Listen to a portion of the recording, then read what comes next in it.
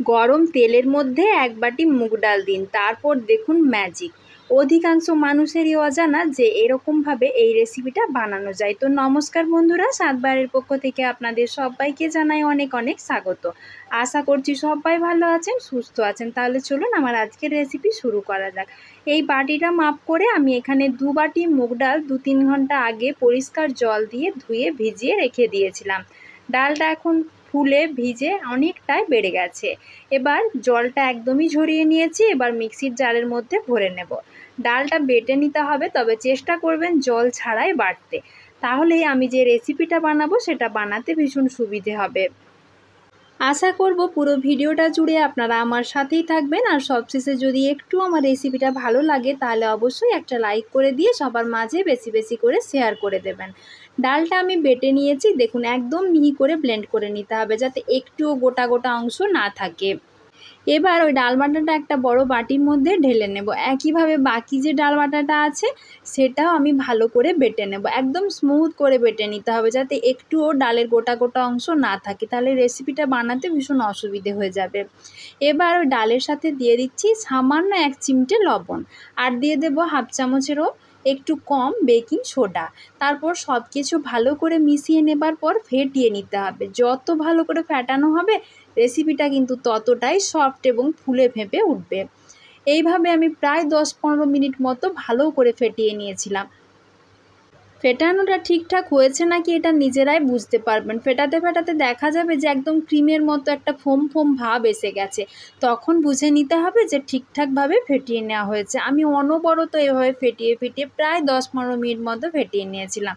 এবার আমি একটু পরীক্ষা করে দেখে নেব যে ডালটা ঠিকঠাক করে ফেটানো হয়েছে কিনা। তার জন্য একটা বাটিতে আমি জল নিয়ে নেব। তারপর ওই ব্যাটারটা অল্প একটু জলের মধ্যে দিলেই দেখা যাবে যে মিশ্রণটা সাথে সাথে জলে দেওয়া মাত্রই ডুবে না গিয়ে ভেসে উঠছে। তখন বুঝে নিতে হবে যে ঠিকঠাকভাবে মিশ্রণটা কিন্তু তৈরি হয়ে গেছে। দেখুন আমারও এখানে দেওয়া মাত্রই মিশ্রণটা ভেসে উঠেছে।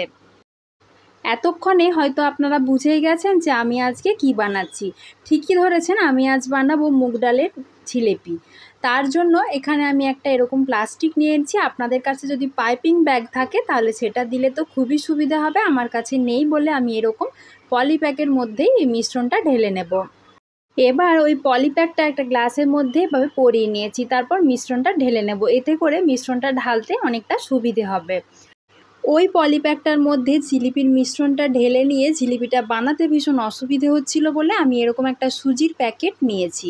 এতে করে জিলিপিটা বানিয়ে নেব। আপনাদের কাছে যদি কোনো কিছুই না থাকে তাহলে সুজির প্যাকেট বা নুনের প্যাকেট যে কোনো প্যাকেট দিয়ে এটা খুব সহজেই বানিয়ে নিতে পারবেন। তারপর মুখের দিকটা খুব সামান্য একটু কাঁচি দিয়ে কেটে নিয়েছি।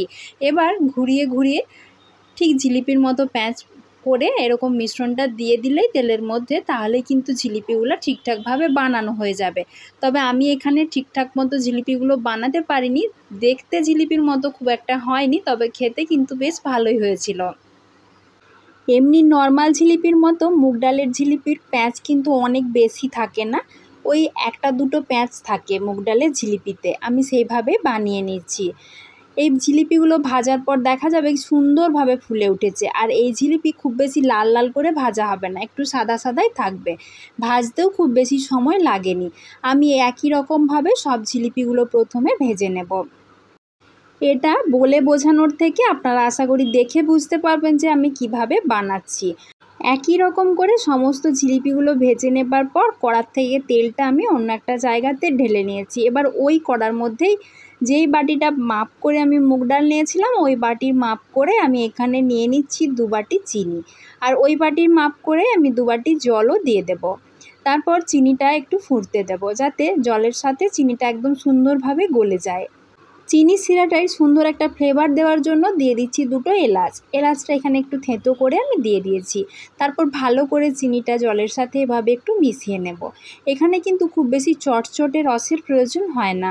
মোটামুটি চিনিটা ভালো করে মিশে যাওয়ার পর কিছুক্ষণ ফুটিয়ে নিলেই জিলিপির জন্য যে রসটা সেটা কিন্তু ঠিকঠাকভাবে একদম তৈরি হয়ে যাবে।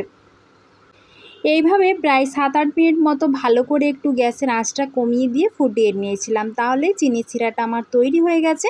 এবার গ্যাসের আঁচটা কমিয়ে দিয়ে জিলিপিগুলো দিয়ে দিচ্ছি।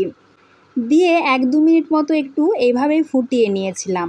তারপর গ্যাসের আঁচটা একদম বন্ধ করে দেব, ওপর থেকে একটা থালা ঢাকা দিয়ে দিচ্ছি।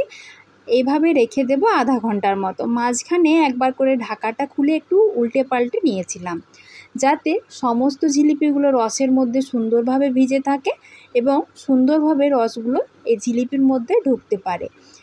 একটু পরেই দেখা যাবে জিলিপিগুলো কিন্তু ফুলে ফেঁপে ডাবল হয়ে গেছে রসটা টেনে নেওয়ার পর। দেখুন বন্ধুরা, আমার জিলিপি কিন্তু একদম তৈরি হয়ে গেছে।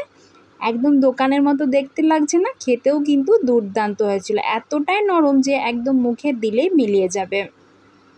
তাহলে দেখলেন তো বন্ধুরা, মাত্র সামান্য কিছু মুগ ডাল দিয়ে কত সুন্দর একটা রেসিপি খুব সহজেই বাড়িতে বানিয়ে নেওয়া যায়।